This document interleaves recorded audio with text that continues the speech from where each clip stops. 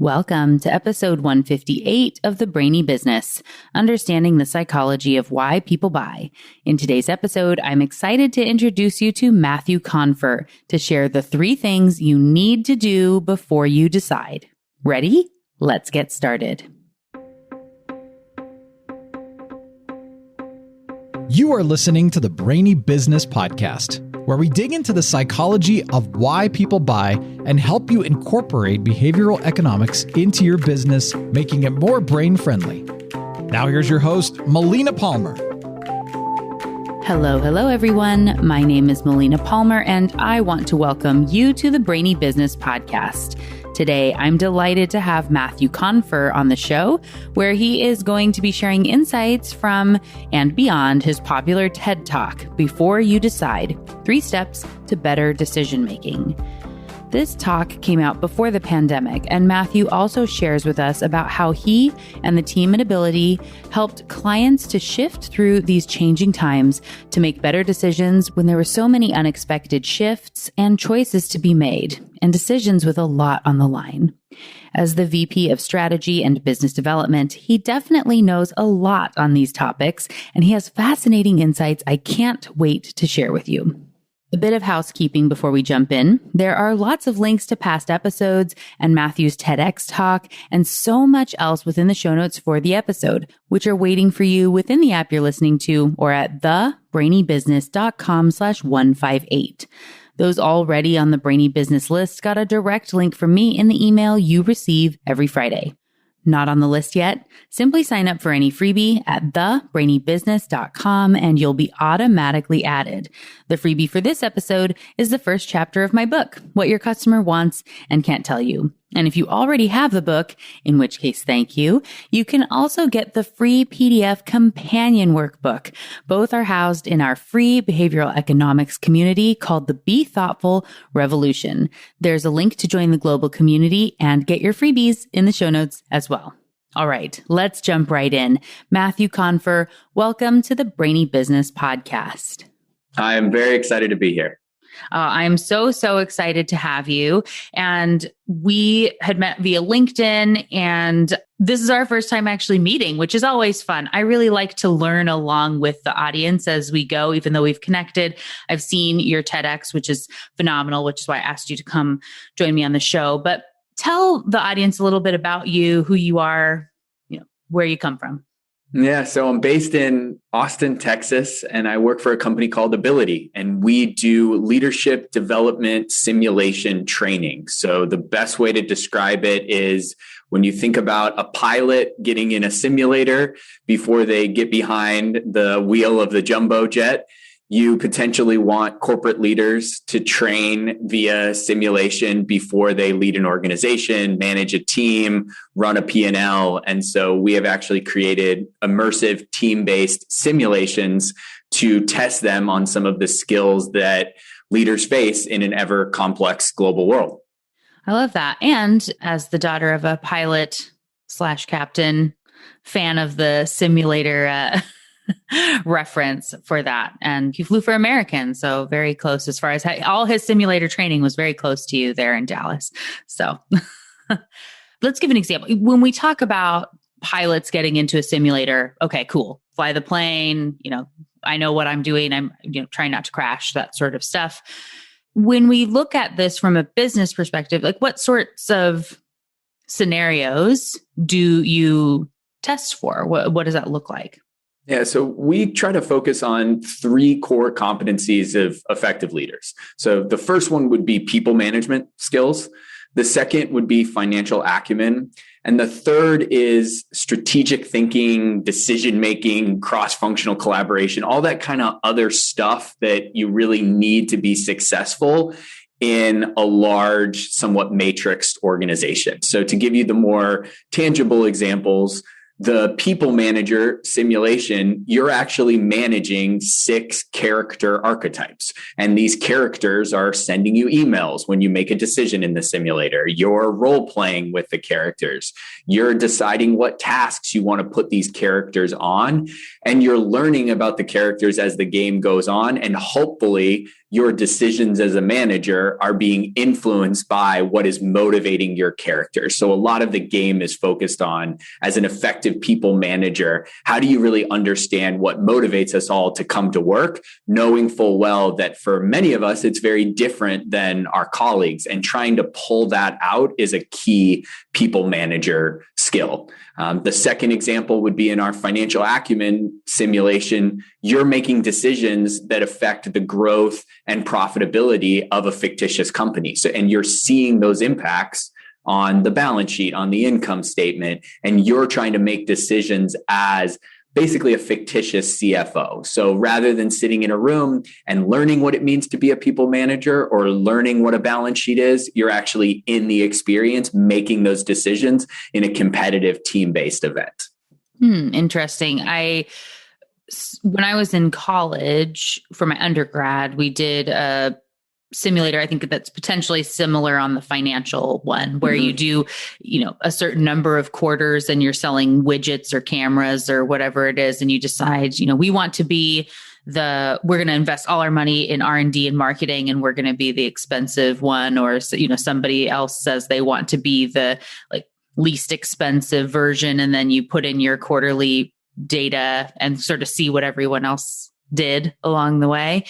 And one of the things I found so interesting in that process is that it would show, like you said, when you're competing against other teams. And I also used to volunteer for an organization called Washington Business Week, where high school students would go live on a college campus for a week. We used to lovingly call it nerd camp. And so, I was an advisor to a company of 10 or 8 high school kids that I was in charge of for the whole week. And then they would, elect a CEO and a CFO and do all this process. And they had to submit the BizSim numbers every couple days or whatever, a couple times a day.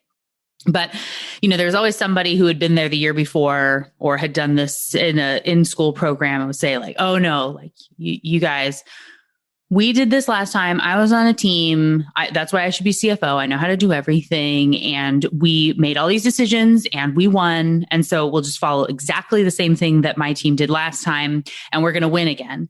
And I would always warn them and say, doesn't usually work that way. Something that worked before isn't necessarily going to work today, because all the teams you're competing against have changed. Those outside variables are now very different.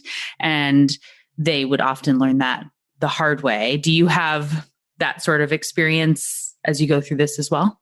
We do. And I think one of the reasons that our clients come to us and thankfully come back to us in the future is adaptability is one of the things that they say that they want their rising leaders, their new managers, their executives at their organizations to have as a key tenet as they ascend at the organization. So just because you think XYZ is the right way to manage somebody, if you're not conscientious of what else is going on in the game, and just as you described, each of our games has defined quarters and then debrief sessions at the end of every quarter.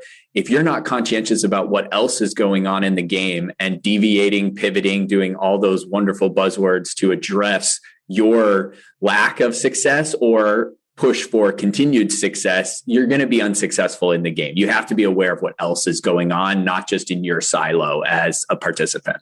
Yeah. And that, you go in, do you hold the strategy? And when you're reactive, that doesn't usually work out very well either. So yeah, watching that learning, I think, is so valuable. And for anyone who's listening and thinking, cool, and what does this have to do with behavioral economics?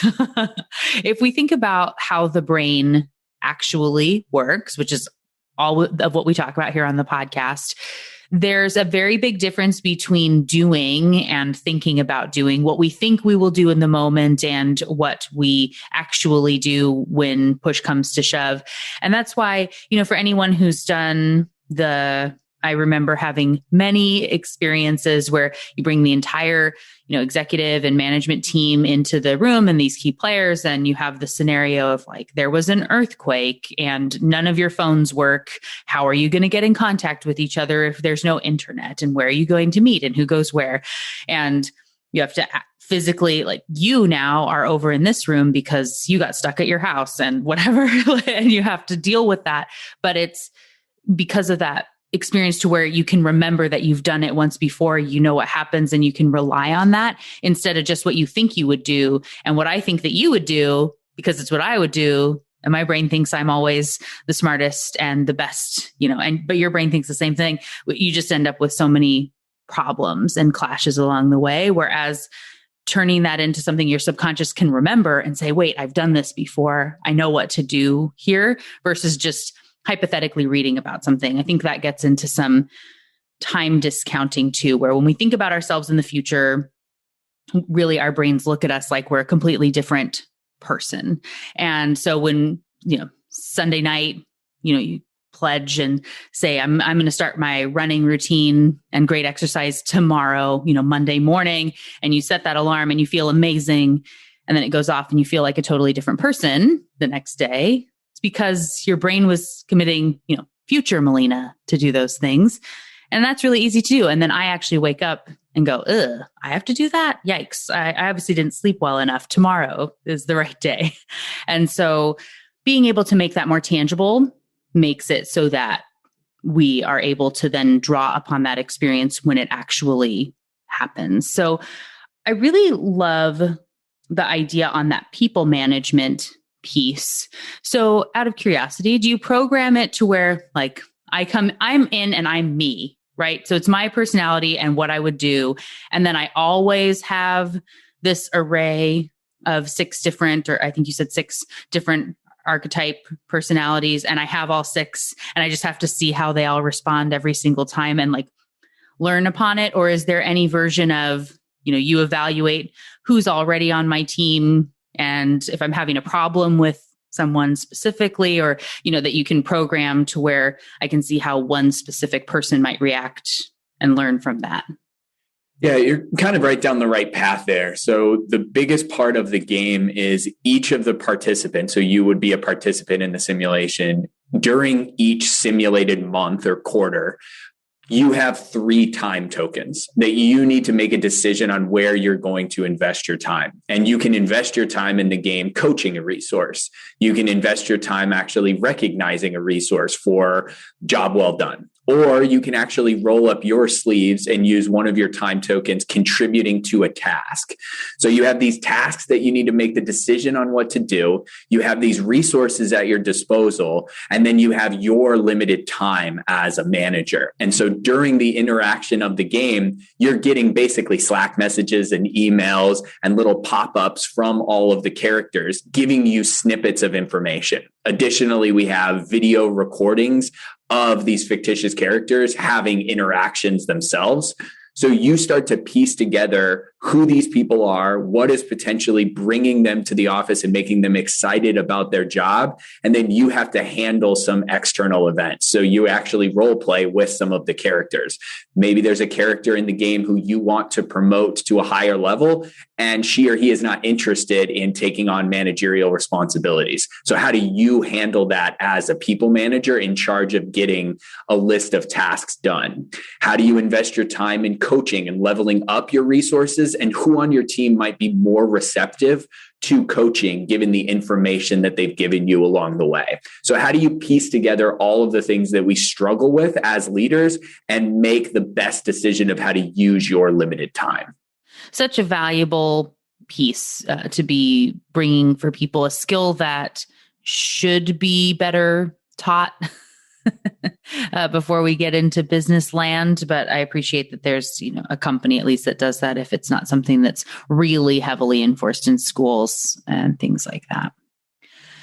So I really want to talk about, of course, there will be a link for your TED Talk in the show notes. And so people can go watch the TED Talk. However, I want to talk about it now, and in a way that it's 3 steps to better decision making. It feels like we can still touch on each one, but maybe expand if you have some client projects or things that you've done since then, or that you didn't get to, TEDx type presentations are so specific.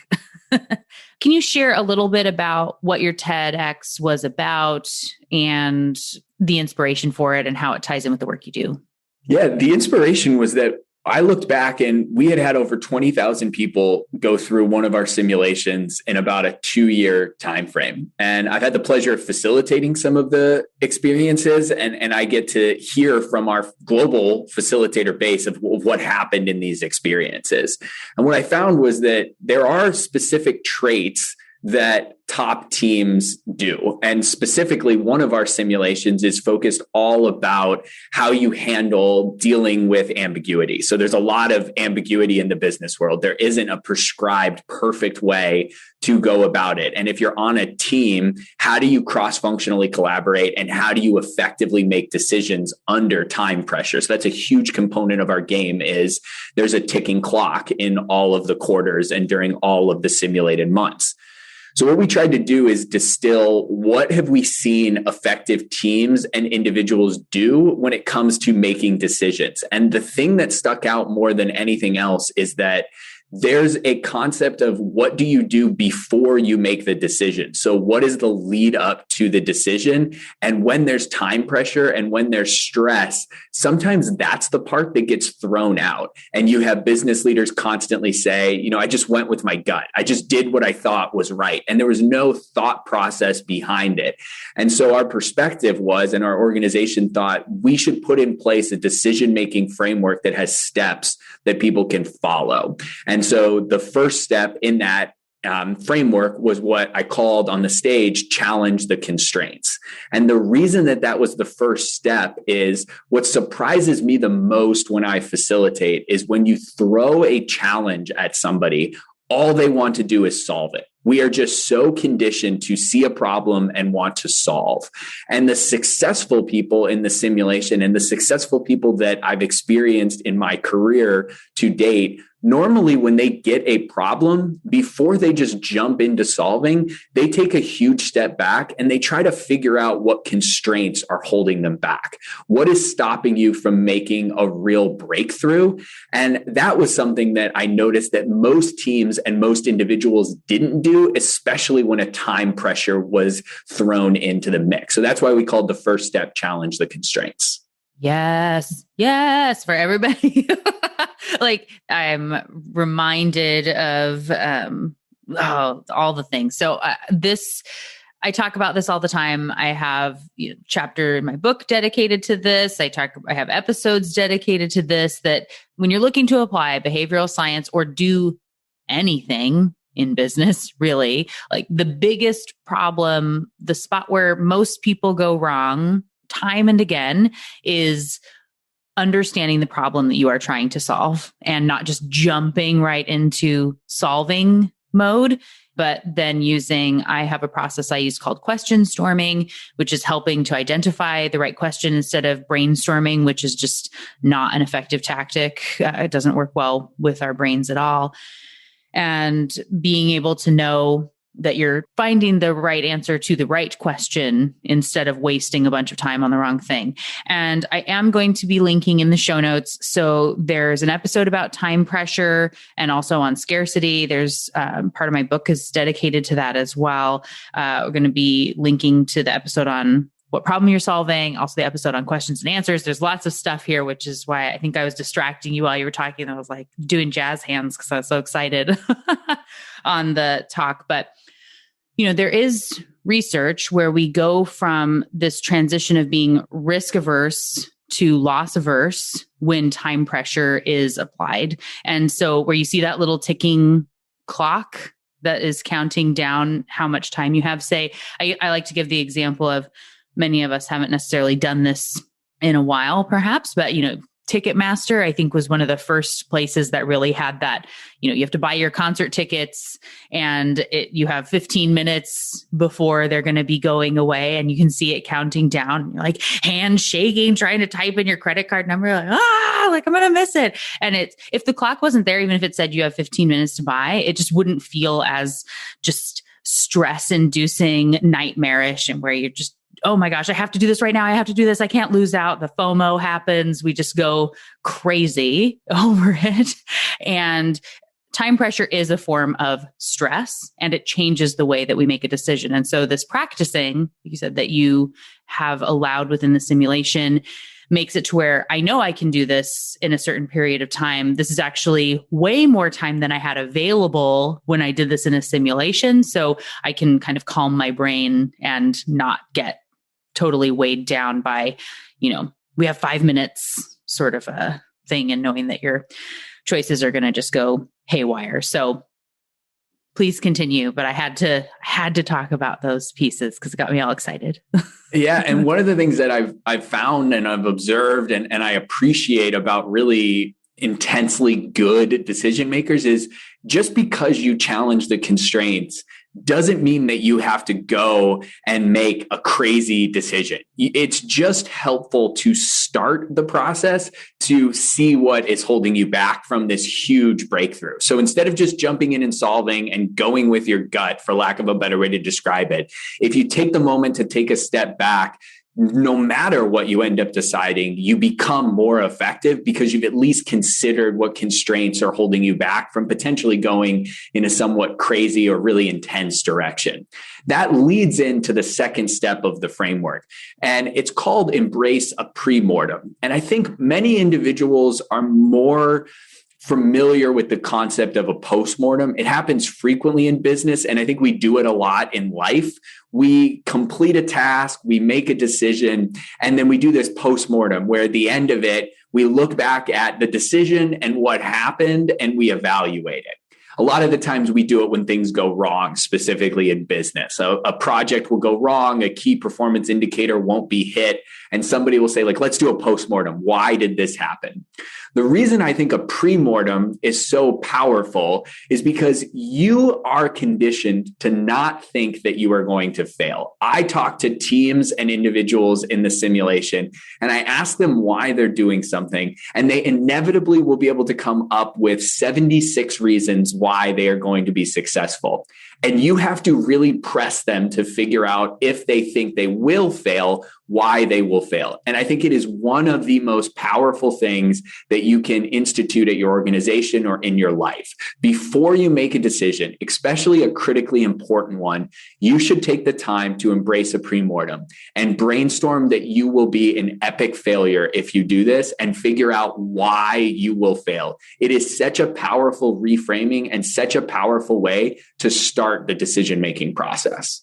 Yes, I was I believe Kahneman has a quote about how we overestimate, and it's hard to think about that we're going to fail or that we can fail.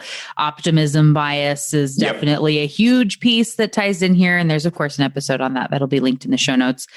Before we get too far, so I will find this Kahneman quote and I will talk about it in the closing, for everybody that's now interested, or whomever it was that said it, that I was looking for, or just say, I'm ridiculous. I don't know what I was thinking of.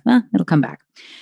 But if you can give an example for business, so perhaps you are getting to we've got the 3 steps, and then you'll give an example that walks us all the way through, then that's fine. You can just say, hold on, Melina, I'm going to jump through here. But if you have an example for maybe each one that really emulates it versus walking through, just want to have an opportunity for that before we get too deep into that. So definitely the pre-mortem is so important.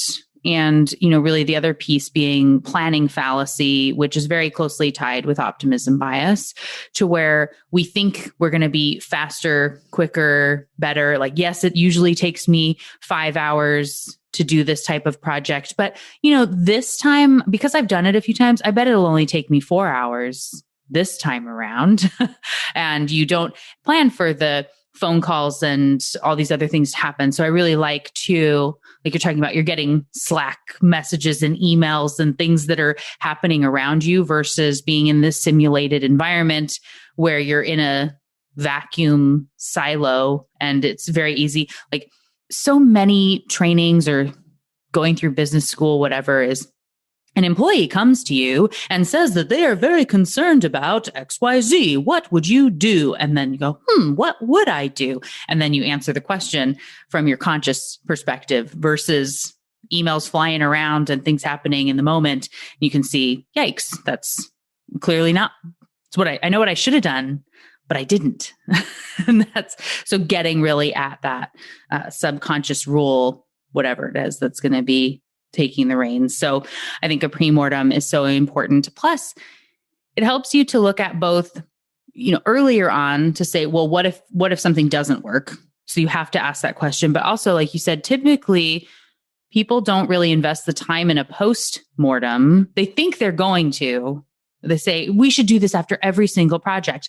But if it goes well, you basically just say like, well, it went well because we're awesome and we knew that it was going to be good. Yay, yes. And then you move on to the next thing and don't really take the time to dig in and see, where did we make a bad decision that could have really blown up that, or, what did we do that we didn't even realize we were doing that made this go well? You just don't ask enough good questions toward the end. So, having that pre-mortem and then, still a post-mortem at the end, but it makes you do that, I think, on every project. That's important. You obviously can't do it for every email you send or something, but really when it counts, taking that time is so valuable. Yeah, one of the things that a lot of people have shared with me, and it's one of kind of my favorite stats that gets thrown around a lot, is that 80% of us think that we're above average drivers. And I kind of noticed that in the simulation.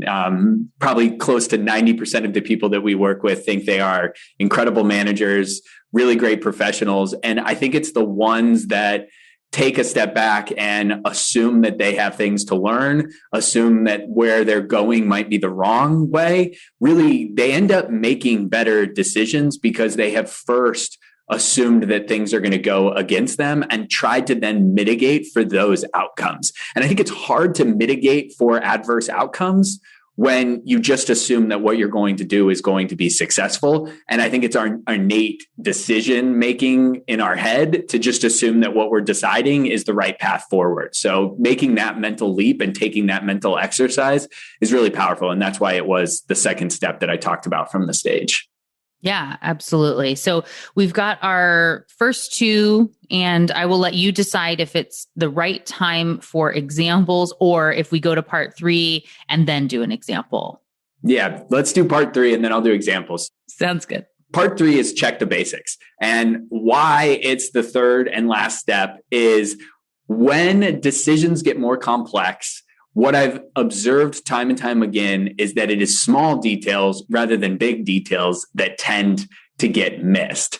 So we have a lot of executives and rising leaders and new managers in our programs who are really get into the game. Like, unsurprisingly, people are very competitive. They want to stretch their comfortable limits. They want to compete with their coworkers. They potentially are devising pretty intense strategies to try to win in one of our simulations. What I find, though, is the more advanced, intense, complex the strategy becomes, the more likely it becomes that it's a small detail that trips them up. So as things become more complex, it's small details that tend to go through the cracks. The example that I always use here, and I used from the TED stage, was a NASA mission to study the climate of Mars. And so you've got legitimate rocket scientists working on this incredible project that has huge dollars behind it. And the mission ends up failing because one of the teams uses the metric system and the other team, you working on the same project, does their measurements in inches, feet, and in pounds. And you have legitimate rocket scientists with hundreds of millions of dollars on the line and behind their project, and they forget to check that they're both using the same unit of measurement. So it's this small detail that trips them up. And that's something that not on that grandiose of a scale, but that I notice time and time again in the simulation, and why it is the critical third and final step.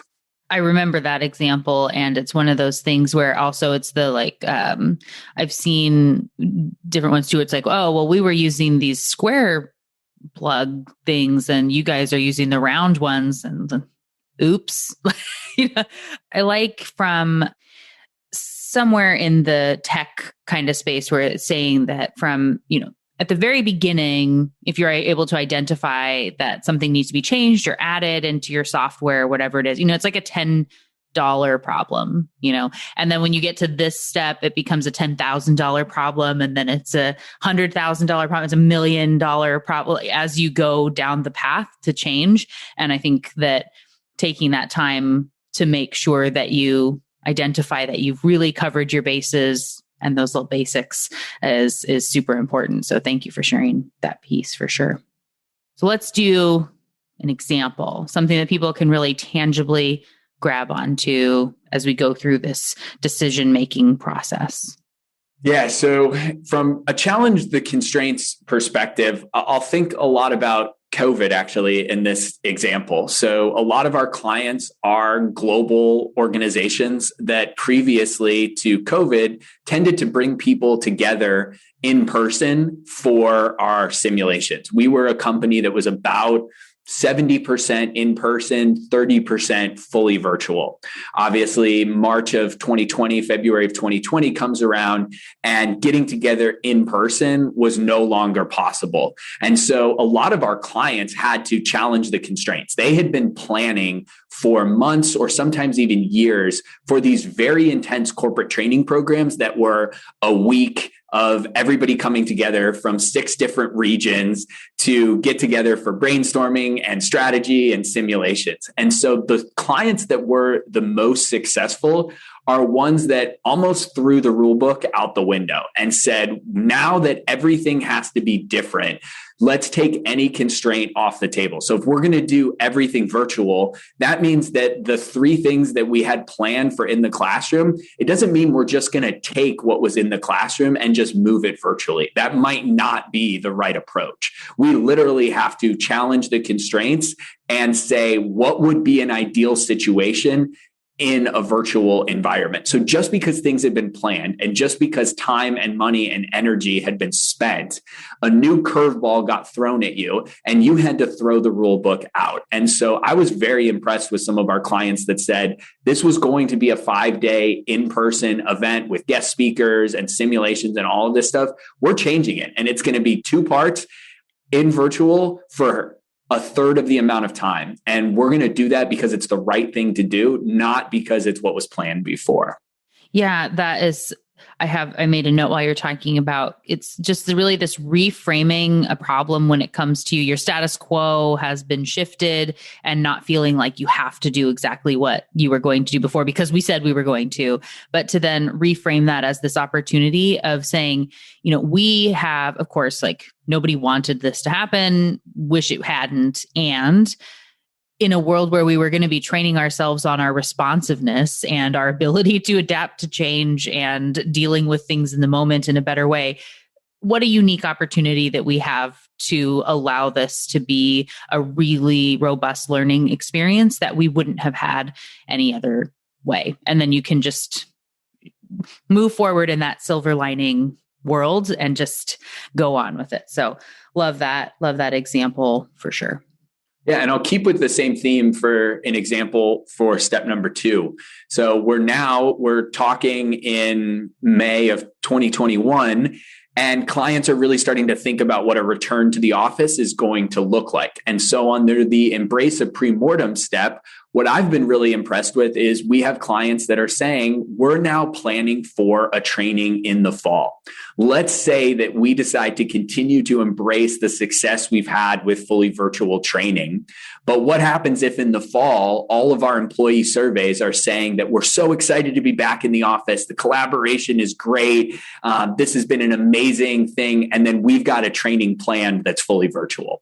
Conversely, what happens if we say we want to lean into in-person collaboration, get back to how exciting in-person training was, and come the fall, everybody is saying, I'm loving remote work. I'm loving this hybrid approach. I don't want to be in a conference room for 2 days with my colleagues. Virtual training was great. So if you're not, for our clients, thinking strategically about what could go wrong if we start to plan for a world we intend to be in place a month from now, 2 months from now, 3 months from now, if you're not having the conversations about what could go wrong, you're really missing an opportunity to plan effectively. You need to be putting in place plan B, maybe even plan C to get in front of some of the challenges. And if you're not embracing a pre-mortem, you might not even be aware of what some of those challenges are.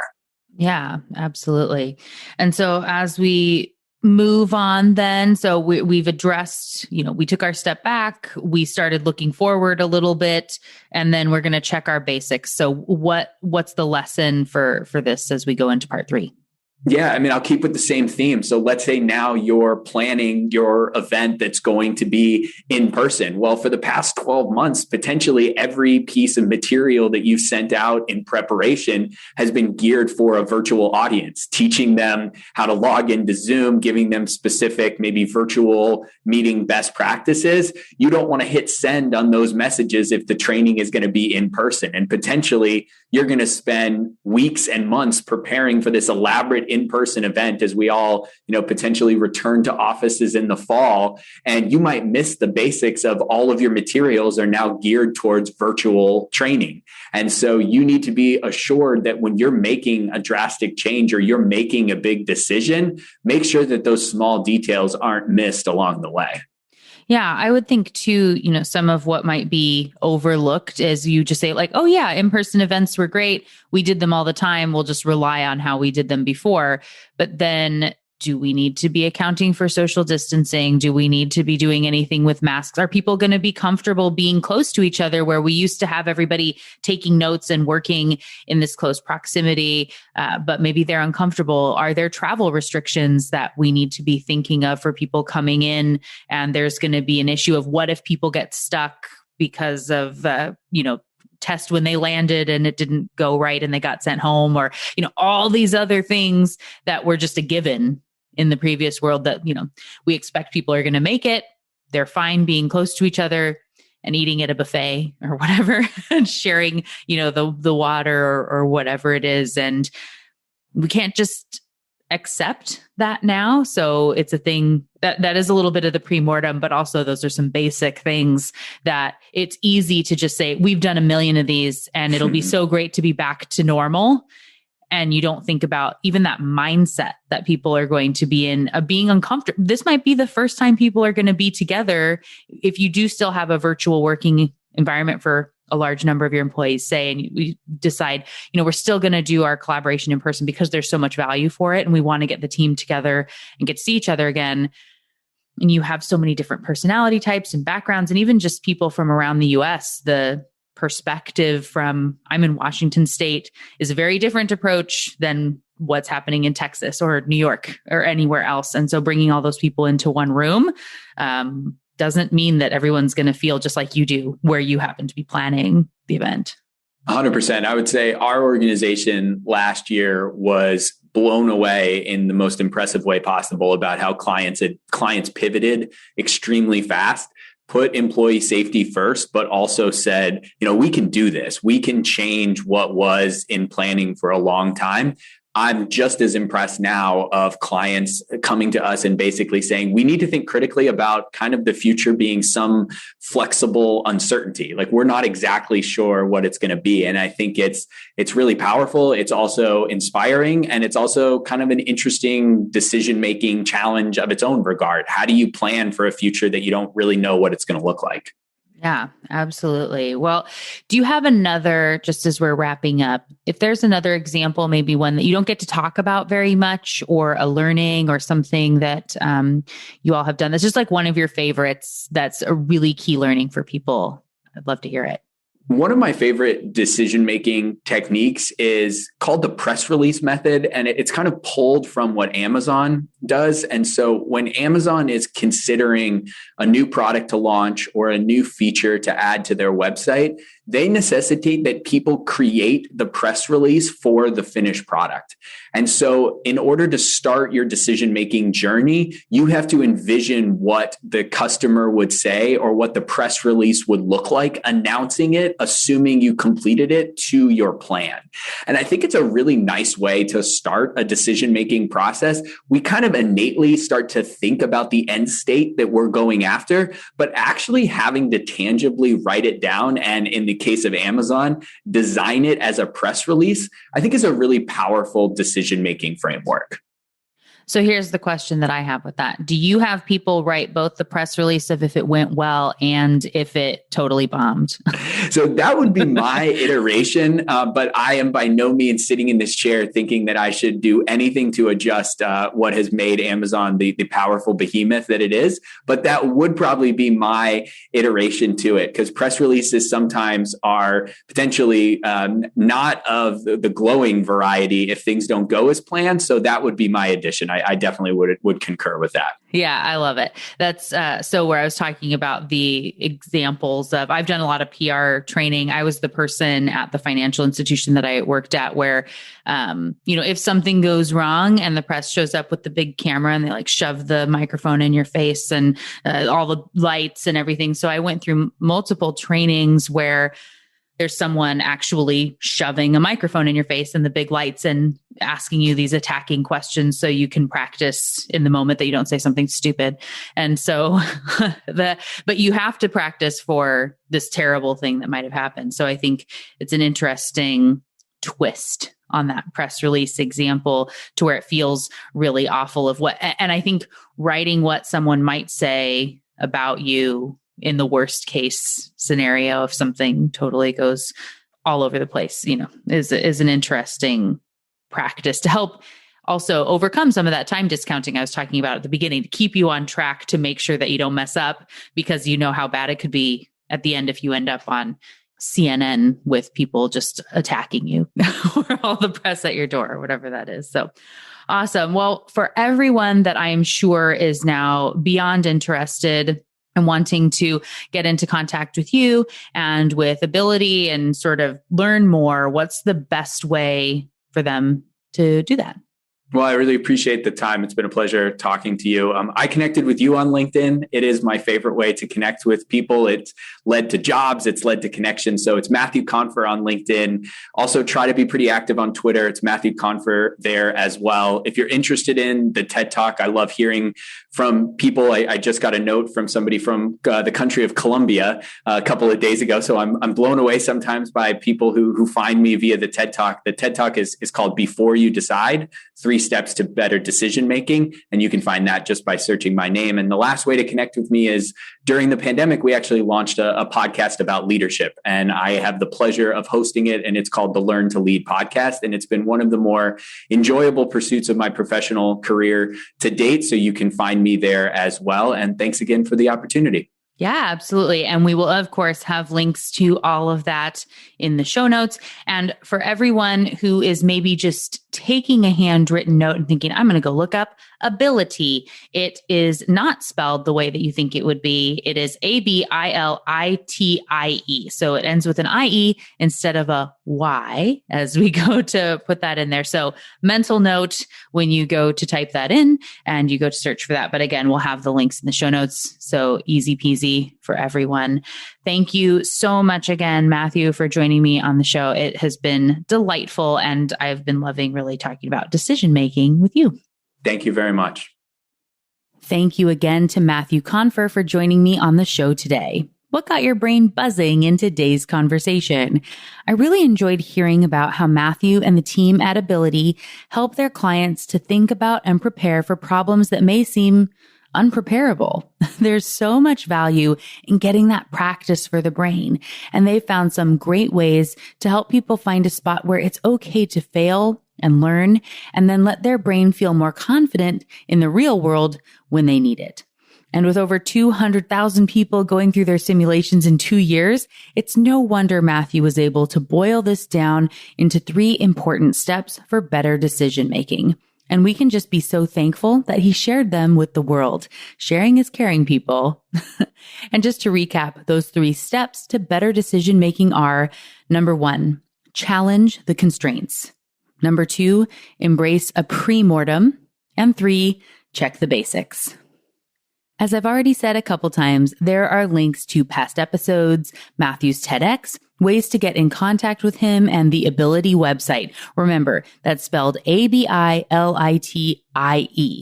I also included an article about Amazon's press release method and another article that digs in a little on Daniel Kahneman's thoughts on failure and the importance of doing a pre-mortem. There's also a link to his book, Thinking Fast and Slow, which talks about this in greater detail, and a whole lot of other great stuff. It's one of my go-to Brainy books, and there's also a link to that episode of the podcast where I share the books, which I always keep at arm's length for quoting and important stats.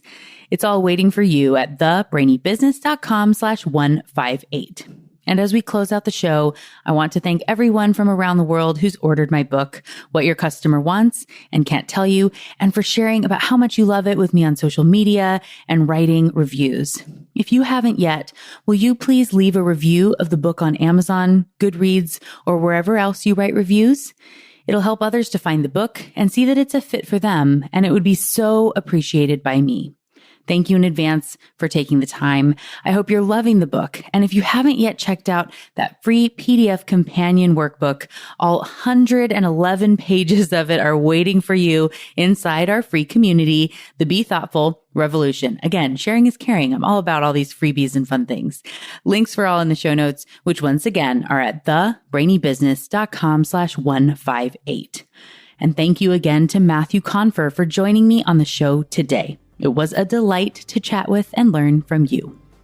Next week on episode 159, it's a high-demand fan favorite with a brand new behavioral economics analysis episode of a business. Who will I be talking about this time? Amazon. It's going to be a lot of fun. You don't want to miss it. Until then, thanks again for listening and learning with me. And remember to be thoughtful. Thank you for listening to the Brainy Business Podcast. Molina offers virtual strategy sessions, workshops, and other services to help businesses be more brain-friendly. For more free resources, visit thebrainybusiness.com.